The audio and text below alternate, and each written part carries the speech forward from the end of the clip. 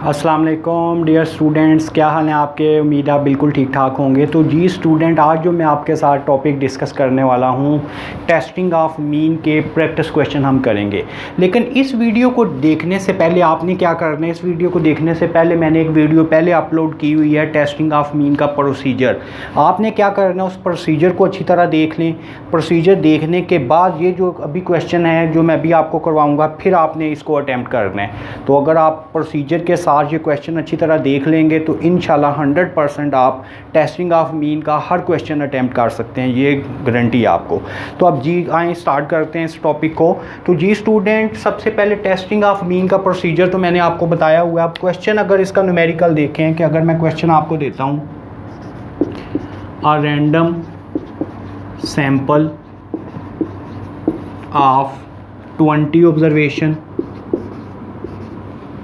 with mean is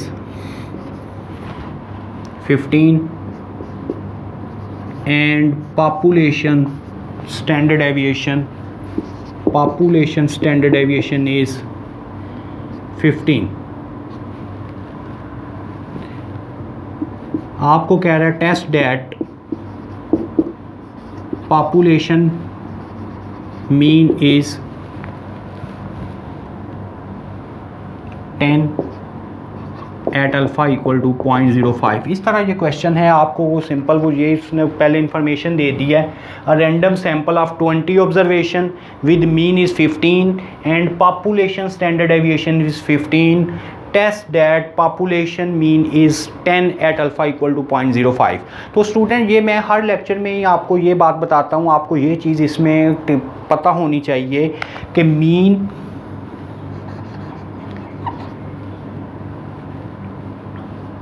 variance standard deviation population and sample, ये चीज़ अगर आपको पता होगी तो आप इसका क्वेश्चन इजीली अटैम्प्ट कर सकते हैं। जो पॉपुलेशन का मीन होता है उसे हम क्या बोलते हैं, म्यू। सैंपल के मीन को क्या बोलते हैं, एक्स बार। पॉपुलेशन के वेरिएंस को क्या बोलते हैं, सिग्मा स्क्वायर। सैंपल के वेरिएंस को क्या बोलेंगे, एस स्क्वायर। पॉपुलेशन के स्टैंडर्ड डेविएशन को क्या बोलेंगे, सिग्मा। और पॉपुलेशन सैंपल के एस, क्योंकि इसमें सैंपल की भी इंफॉर्मेशन यूज़ होनी है, पॉपुलेशन की भी यूज़ होनी है। इस वजह से आपको ये चीज़ें पता होनी चाहिए क्वेश्चन करने से पहले। अब ये देखें, सबसे पहले तो आप इंफॉर्मेशन इसकी देखें, फिर हम इसका क्वेश्चन कर सकते हैं।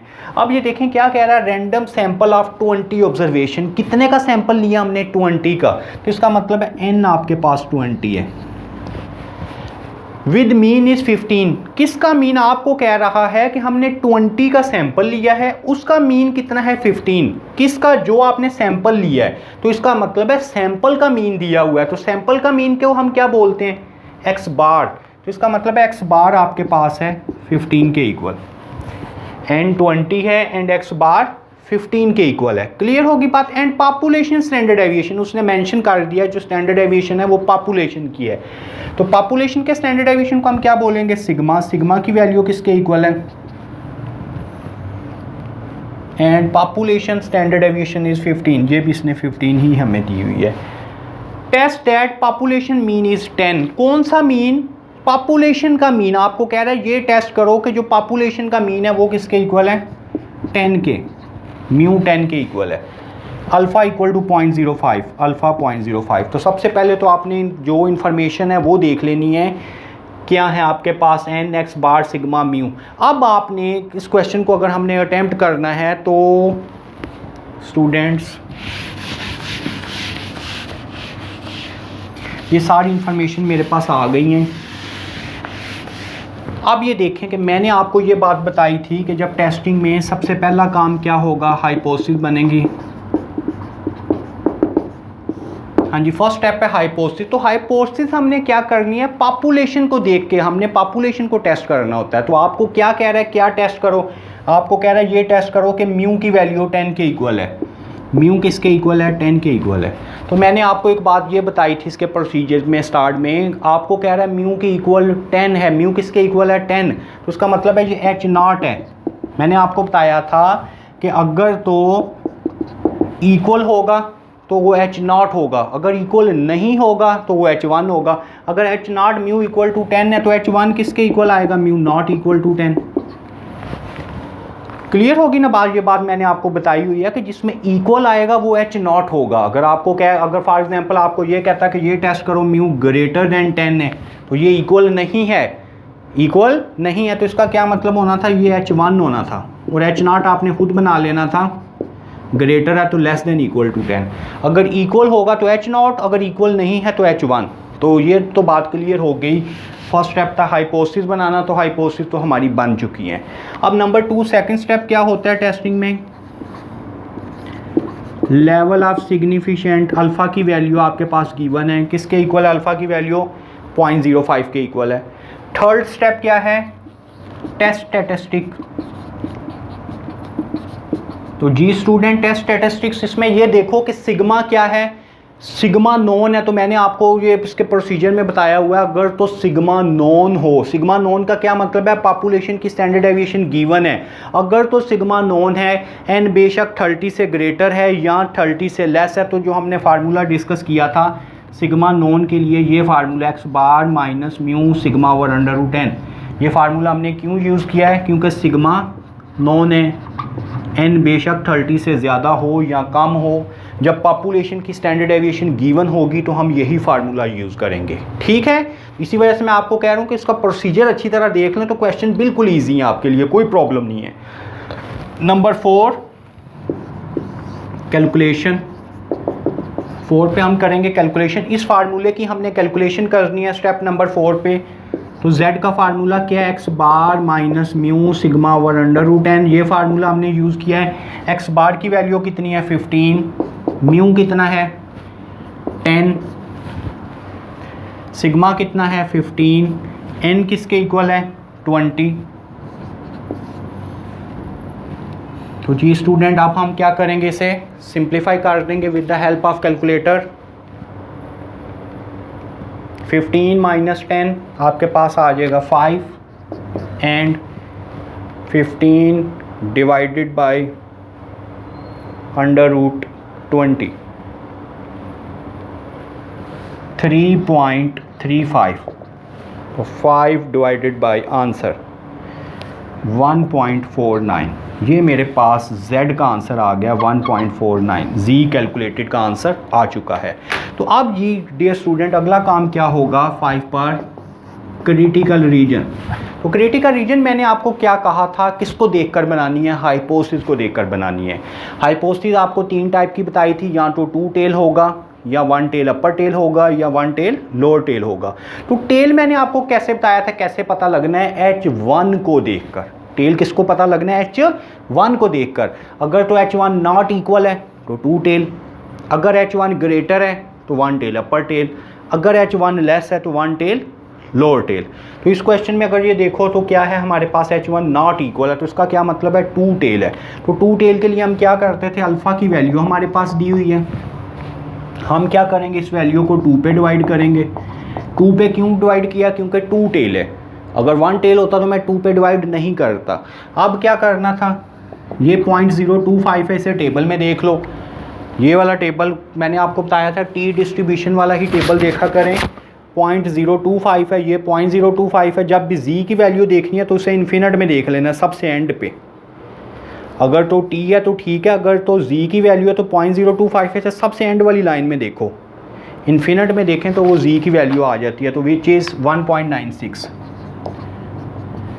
प्लस माइनस दोनों लग जाएगा, प्लस माइनस क्यों लगेगा, क्योंकि 2 टेल है। तो 2 टेल में मैंने बताया था प्लस भी हम यूज़ करेंगे, माइनस भी, और ये वाली शेप आपने बना देनी है, -1.96 प्लस 1.96। ठीक है, एक साइड पे -1.96, एक साइड पे +1.96। अब ये बात मैंने आपको बताई हुई थी कि ये जो अंदर वाला एरिया होता है ना, ये एक्सेप्टेड एरिया होता है, और ये जो बाहर वाला एरिया होता है इसे हम रिजेक्टेड एरिया बोलते हैं। ठीक है, अब आपने क्या करना है स्टूडेंट, और मिड में इसकी वैल्यू 0 है, जैसे नंबर लाइन होती है, इधर 0 1 2 3 -1 -2 -3। अब आप लास्ट स्टेप ये होगा कि आपका कैलकुलेशन का आंसर क्या आया, 1.49। तो आपने क्या करना है, ये 1.49 देखना है कहाँ पर आ रहा है। तो मैं देखूँ 1.4, ये 1.9 है, तो 1.49 तो यहाँ पर कहीं आ रहा है, इस एरिया में। कौन से एरिया में आ रहा है, एक्सेप्टेड एरिया में। तो सिंपल सा काम है, 6 नंबर पे आप लिख दोगे H0 इज़ एक्सेप्टेड या फिर इसे हम लिख देंगे डू नॉट रिजेक्टेड। ठीक है ना, कुछ ऐसे लिख देते हैं, एच नॉट जो है वो आपका एक्सेप्ट हो गया, या फिर इसे हम लिखते हैं डू नॉट रिजेक्ट। अगर आपका आंसर रिजेक्टेड एरिया में आ रहा होता तो हम लिख देते हैं, सिर्फ एक स्टेटमेंट इसमें लिखा करो, ज़्यादा कन्फ्यूज नहीं। अगर आपका कैलकुलेशन का आंसर एक्सेप्टेड एरिया में आ रहा है तो एच नॉट इज़ एक्सेप्टेड, अगर रिजेक्टेड एरिया में आ रहा है तो एच नॉट इज़ रिजेक्टेड।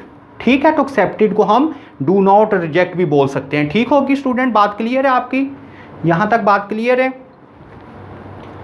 अब इसके बाद और देखें इसको कैसे चेंज करके दे सकता है। ये तो मैंने आपको सिग्मा नॉन की एग्जांपल दे दी है।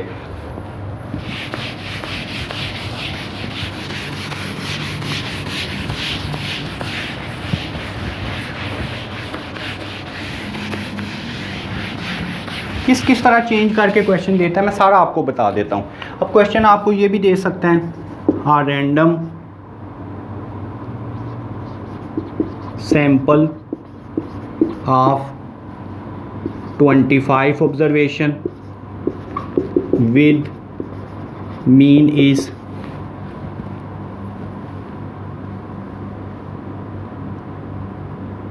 15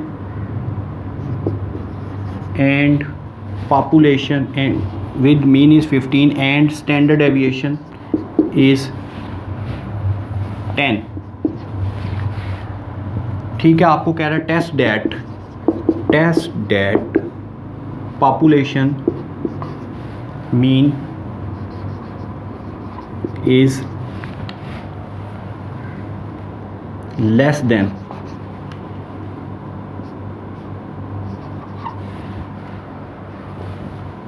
20 एट अल्फा इक्वल टू 0.05। ठीक है, ये आपको क्वेश्चन दे रहा है। अब ये आपने क्या करना है, सबसे पहले मैंने आपको बात बताई, आपने डाटा नोट कर लेना। अगर डाटा नोट हो जाए तो फिर आगे काम इजी। आपको कह रहा है रैंडम सैंपल ऑफ 25 ऑब्जर्वेशन, तो it's mean n equal to 25 है। Random sample of 25 observation with mean is 15 x bar 15। कैसे, आपको कह रहा है कि 25 का हमने सैंपल लिया है, उसका मीन कितना है 15, किसका, जो सैंपल लिया है, एंड स्टैंडर्ड एविएशन इज 10। अब उसने नहीं कहा पॉपुलेशन स्टैंडर्ड एविएशन, अब आपको कह रहा है 20 का सैंपल लिया है, उसका मीन इतना है, उसकी स्टैंडर्ड एविएशन इतनी है, किसकी, कि जो आपने सैंपल लिया है। तो इसका मतलब है सैंपल की स्टैंडर्ड एविएशन है, सैंपल की स्टैंडर्ड एविएशन को तो हम एस बोलते हैं, which is 10। Test that population mean is 20 less than 20। ठीक है ना, आपको कह रहा है जो म्यू है वो हमें पता लग गया 20 के इक्वल है, और अल्फ़ा कितना है 0.05, ये इंफॉर्मेशन है हमारे पास। ठीक है, अब आगे नंबर 1 स्टेप क्या है टेस्टिंग ऑफ मीन का। सबसे पहला काम तो है हाइपोथेसिस बनाना। तो हाइपोथेसिस कैसे बनेंगी, देखें जी, आपको कह रहा है कि आप क्या टेस्ट करो, टेस्ट दैट पॉपुलेशन मीन को ही टेस्ट करना है। सैंपल की वैल्यू दी होंगी, पॉपुलेशन को हम टेस्ट करेंगे, टॉपिक ही हमारा टेस्टिंग ऑफ मीन है। हमें कह रहा है test that population mean is less than 20, हमने ये टेस्ट करना है जो म्यू है वो लेस देन 20 है। ठीक होगी बात। अब ये देखो कि अब आपने खुद देखना है ये H0 है कि H1 है, क्योंकि इसमें तो इक्वल नहीं है। मैंने आपको बताया जिसमें इक्वल नहीं होगा वो क्या होगा, H1। अगर ये H1 है तो H0 क्या बनेगा, ये लेस है तो ग्रेटर देन इक्वल टू 20। अब ग्रेटर देन इक्वल टू 20 भी लिख सकते हैं, इक्वल टू 20 भी लिख सकते हैं। H0 में हमेशा इक्वल होना चाहिए, जबकि H1 में इक्वल नहीं होना चाहिए। ये ग्रेटर देन इक्वल टू 20 भी हो सकता है, इक्वल टू 20 भी हो सकता है। लेकिन मैंने आपको बताया कि जो हमने टेल डिसाइड करनी है वो H1 को देख के करते हैं। ठीक है ना, अगर H1 नॉट इक्वल है तो 2 टेल, लेस है तो 1 टेल लोअर टेल, ग्रेटर है तो 1 टेल अपर टेल, तो ये क्या है 1 टेल लोअर टेल। तो ठीक है, ये लेस है तो मैं इसे ग्रेटर देन इक्वल लिख देता हूँ। क्लियर होगी बात। फर्स्ट स्टेप तो हाइपोथेसिस था जो कि कंप्लीट हो गई है। नंबर 2 अल्फ़ा की वैल्यू। नंबर 3 स्टेप क्या था, फार्मूला। तो ये देखो सिग्मा अननोन है, सिग्मा नहीं दिया हुआ। सिग्मा होता है पॉपुलेशन की स्टैंडर्ड एविएशन, हमारे पास तो सैंपल की स्टैंडर्ड एविएशन है। सिग्मा अननोन है और एन की वैल्यू ग्रेटर है। एन की वैल्यू अगर हम देखें, सिग्मा अननोन है आपके पास, सिग्मा अननोन है और रैंडम सैंपल ऑफ 25। तो फर्स्ट हम एग्जांपल इसकी देख लेते हैं ग्रेटर की, इसके बाद मैं आपको लेस की को टी डिस्ट्रीब्यूशन में आ जाएगा वो बता दूंगा। फॉर एग्जांपल एन कितना है 40। हाँ जी, सिग्मा अननोन है, n जो है वो 30 से ज़्यादा है, तो जब सिग्मा अननोन होगा n 30 से ज़्यादा होगा तो हम क्या करेंगे, ये फार्मूला यूज़ करेंगे z test x bar minus mu capital S over under root n। ठीक है, ये कब करना है, जब सिग्मा अननोन होगा n 30 से ग्रेटर होगा। जब सिग्मा अननोन है, पॉपुलेशन की स्टैंडर्ड डेविएशन नहीं दी होगी, n 30 से ज़्यादा होगा, फिर हम ये वाला फार्मूला यूज़ करेंगे। अब क्या करेंगे, 4 पे इसकी कैलकुलेशन कर देंगे। z equal to x bar is 15, mu is 20 and s is 10, n is under root 40। तो इसे आप सिंप्लीफाई कर लें जल्दी से। 15 minus 20 minus 5 10 divided by under root 40।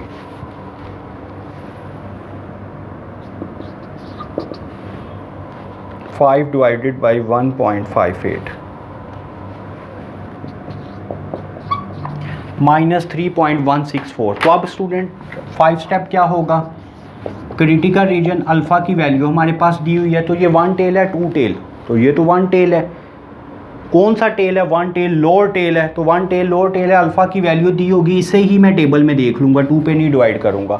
Table में देखूँगा 0.05 को इन्फिनिट में, 0.05 को इन्फिनिट में जैसे मैंने आपको पहले बताया, उससे मैं देखूँगा 0.05 को इन्फिनिट में, तो वहाँ पे इसकी वैल्यू आएगी 1.645।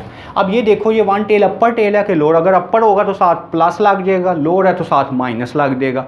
अगर 2 टेल होगा तो प्लस माइनस दोनों लगेंगे। तो ये क्या है, 1 टेल लोअर टेल है, तो मैं माइनस लगा देता हूँ।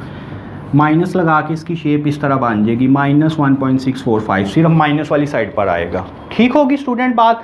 अब आपको पता होना चाहिए ये सारा एक्सेप्टेड एरिया है, जबकि ये रिजेक्टेड एरिया है। तो अब आप देखें माइनस 3.16, तो माइनस 3.16 यहाँ पे 0 है, तो -1 के बाद आएगा -3 इस एरिया में। कौन से एरिया में आ रहा है, रिजेक्टेड एरिया में। तो 6 नंबर पे आप लिख दोगे सिंपल H0 इज़ रिजेक्टेड। इस तरह हम ये क्वेश्चन अटेम्प्ट कर सकते हैं, कोई प्रॉब्लम नहीं है। क्लियर होगी बात। अब तीसरी भी मैं आपको बात बता देता हूँ कि जब आपके पास सिग्मा अननोन होगा एंड लेस देन 30 होगा तो फिर हम क्या करेंगे।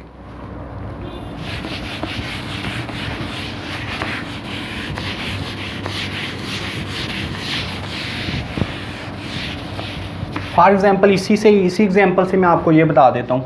आपको कह रहा है अब रैंडम सैंपल ऑफ, जैसे मैंने पहले बताया था 25 ऑब्जर्वेशन विद मीन इज़ 15, बाकी सारी चीज़ें सेम है। तो जब ये देखोगे ना तो इसमें मीन कितना है, ये रैंडम सैंपल बस चेंज हुआ है आपके पास, सैंपल की प्लेस कितनी आ गई 25। अब ये हुआ सिग्मा अननोन है एंड लेस देन 30 है, तो फर्स्ट स्टेप क्या है, हाइपोथेसिस वो तो सेम ही बनेंगी। लेस देन 30 है तो सेम वो ही है, म्यू लेस देन 20, और H1 क्या बनेगा, mu greater than equal to 20। Number 2 0.05, सिर्फ फार्मूला चेंज आएगा इसमें। अब ये देखो सिग्मा अननोन है, सिग्मा नहीं दिया हुआ है, एन लेस देन 30 है, पहले क्या था एन ग्रेटर देन 30 था। तो जब सिग्मा अननोन होगा एन 30 से लेस होगा तो हम टी डिस्ट्रीब्यूशन करेंगे, x bar minus mu s over under root n। ठीक है, जब सिग्मा अननोन होगा एन 30 से लेस होगा तो फिर हम टी डिस्ट्रीब्यूशन पर आ जाएंगे। तो अब 4 नंबर पे अगर आप इसकी कैलकुलेशन कर लो तो x बार आपके पास कितना है, x बार है 15, मीन है 20, s है 10 और अंडर रूट 25। तो जब मैं इसे सिंप्लीफाई करूँगा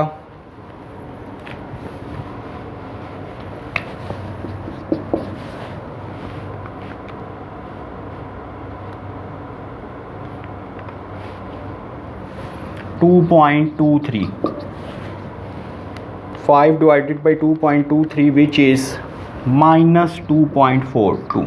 ठीक है, तो आप 5 नंबर पे क्या करेंगे, 5 नंबर पे हम क्रिटिकल रीजन देख लेंगे। अल्फ़ा की वैल्यू दी हुई है, 1 टेल है 2 टेल, 1 टेल ही है, 1 टेल लोअर टेल है, तो मैं इसे टी के ही टेबल में देख लूँगा। लेकिन एक बात स्टूडेंट यहाँ पे याद रखनी है, सैम्पलिंग डिस्ट्रीब्यूशन सिंगल मीन के लिए जब हमने टी डिस्ट्रीब्यूशन का टेबल देखना है तो इसके लिए डिग्री ऑफ फ्रीडम हमें चाहिए, वो है n-1। कॉन्फिडेंस इंटरवल में भी हमने डिस्कस किया था। n कितना है आपके पास, n है 25, तो 25 में से 1 माइनस करो 24। तो आप क्या करोगे, जब टेबल आप देखोगे 0.05 को इन्फिनिट में नहीं देखना, जी के लिए इन्फिनिट में देखना है, जबकि इसमें 0.05 को हम, ये डिग्री ऑफ फ्रीडम है, 24 में देख लेंगे। तो 24 में अगर मैं 0.05 को देखूं तो मेरे पास वैल्यू आ जाएगी 1.711, ये वैल्यू 1.711, ठीक है। साथ क्या आ जाएगी माइनस, जी है तो उसे इन्फिनिट में देख लेना है, जब टी डिस्ट्रीब्यूशन होगी तो उसे n-1 में देखेंगे। n-1 अगर n 20 है तो 20 - 1 19, 25 है तो 25 - 1 24। तो जब मैं इसे टेबल में वैल्यू देखी तो जब इसकी शेप बनेगी सेम इसी तरह -1.711। अब आप क्या करोगे, आपकी कैलकुलेशन की वैल्यू क्या है, -2.42। तो -2.42 कहाँ पर आ रहा है, इसी एरिया में। तो ये कौन सा एरिया, रिजेक्टेड। तो आप लिख दोगे H0 इज़ रिजेक्टेड, ठीक होगी बात। तो ये मैंने आपको तीनों केसेस के साथ बता दिया है। जब अब एक बात यहाँ पे आपने ये याद रखनी है, इसमें ज़्यादातर स्टूडेंट मसला जो होता है ना, वो हाइपोथेसिस बनाने में होता है।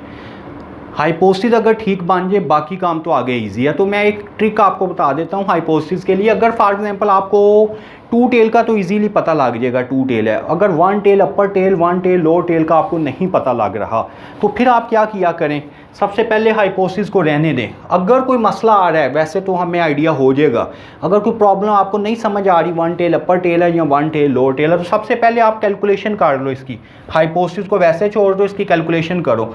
अगर तो इसका आंसर माइनस में आ रहा है, अगर इसका आंसर माइनस में आ रहा है तो 1 टेल लोअर टेल है, लेस होगा H1। अगर इसका आंसर पॉजिटिव आ रहा है तो 1 टेल अपर टेल होगा, ठीक है। ये मैंने आपको बता दिया है कि इस तरह भी हम हाइपोथेसिस इसकी देख सकते हैं। तो जी स्टूडेंट, बात क्लियर होगी।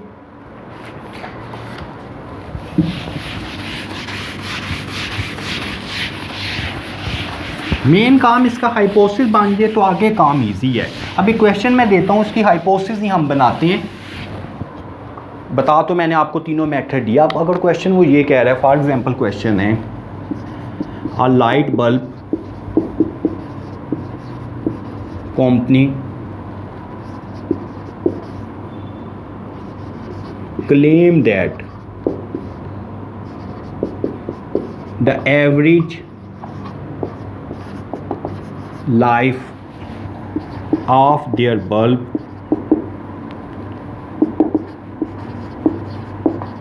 is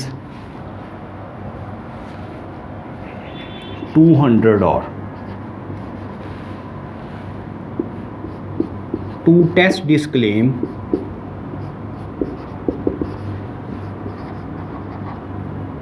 we take a sample of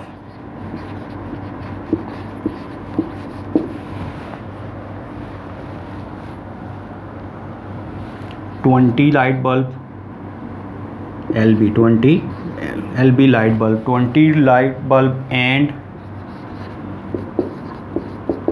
their average life is 196 hour.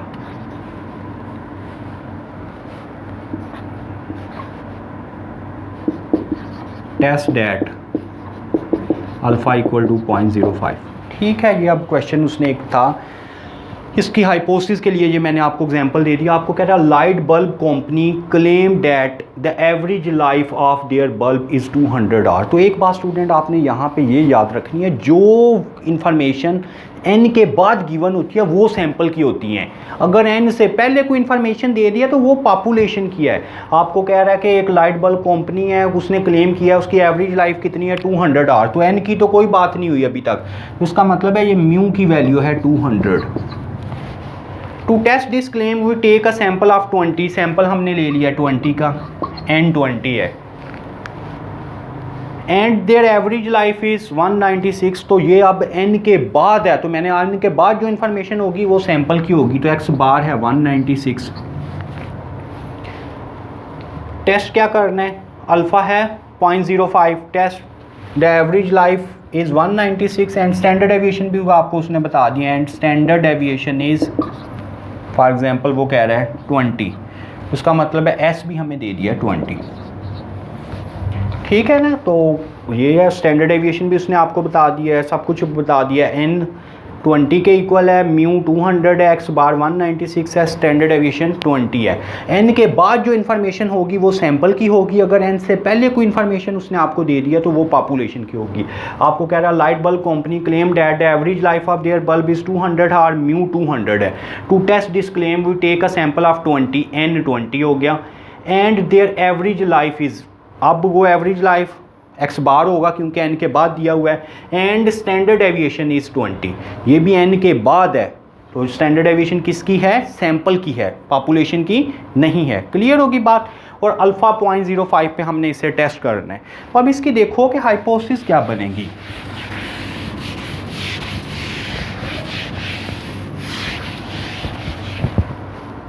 Alpha भी उसने बता दिया 0.05 है। हाँ जी, हमें ये कह रहा है जी स्टूडेंट कि आपने ये टेस्ट करना है कि जो म्यू है वो 200 है। ठीक है, अब देखने से तो यही लग रहा है कि अगर म्यू 200 है तो आप कहेंगे H1 जो है वो म्यू नॉट इक्वल टू 200 है। ठीक है, लेकिन ये नहीं, यहाँ पे ये नहीं बनेगी हाइपोथेसिस। ये क्यों नहीं बनेगी? अब ये देखें, वो हमें कह रहा है कि उसने क्लेम ये किया है कि उसका जो कंपनी है उसका लाइट बल्ब कितनी देर चलता है? 200 और चलता है। तो H1 होगा कि उसकी क्लेम गलत कब होगी, उसकी गलत रॉन्ग कब होगी। H1 होता है कि उसकी क्लेम गलत कब होती है। अगर मैं ये लिख देता हूँ H1 mu not equal to 200, तो अब ये देखें, अगर तो फॉर एग्जांपल उसने कहा था 200 और चलना है, अगर उसका बल्ब 201 और चल जाता है, नॉट इक्वल का तो मतलब है अगर उससे ज़्यादा या कम चले तो आप उसे वापस कर दें। अगर उसका बल्ब 201 और चल जाता है तो आप ये तो नहीं ना कहेंगे ये बल्ब अपना ले लो, आपने कहा था 200 चलना है, ये तो 201 आवर चल गया, ये तो ज़्यादा देर चल गया, तो ये नहीं होगा। तो उसका मतलब ये हुआ कि H0 अगर म्यू इक्वल टू 200 है तो H1 क्या होगा? Less than 200। उसकी क्लेम गलत कब होगी? जब 200 आवर से कम चलेगा, जब 200 आवर से कम चलेगा। ठीक है, तो ये बन गया। अब ये क्या बन गया? One tail lower tail, one tail lower tail बन गया। तो अब आपने सेम उसी तरह टी टेस्ट लगेगा क्योंकि सिग्मा अननोन है, एन लेस देन 30 है। ठीक है स्टूडेंट, तो मैंने इस वीडियो में स्टूडेंट आपको ज़रा डिटेल के साथ बता दिया कि टेस्टिंग ऑफ मीन का अगर क्वेश्चन आएगा तो किस किस तरह हम उसे अटेम्प्ट कर सकते हैं। तो आपने क्या करना है स्टूडेंट, आप मेरे चैनल को भी सब्सक्राइब करना है और इसका फ़ायदा आपको ये होगा कि आप आने वाली जितनी भी वीडियो हैं वो अच्छी तरह देख सकते हैं। तो इंशाल्लाह हम टेस्टिंग ऑफ मीन की नेक्स्ट वीडियो में कुछ और क्वेश्चन को भी डिस्कस करेंगे, फिर हम नेक्स्ट डिफरेंस ऑफ मीन पे चलेंगे। अच्छा जी, खुदा हाफिज़।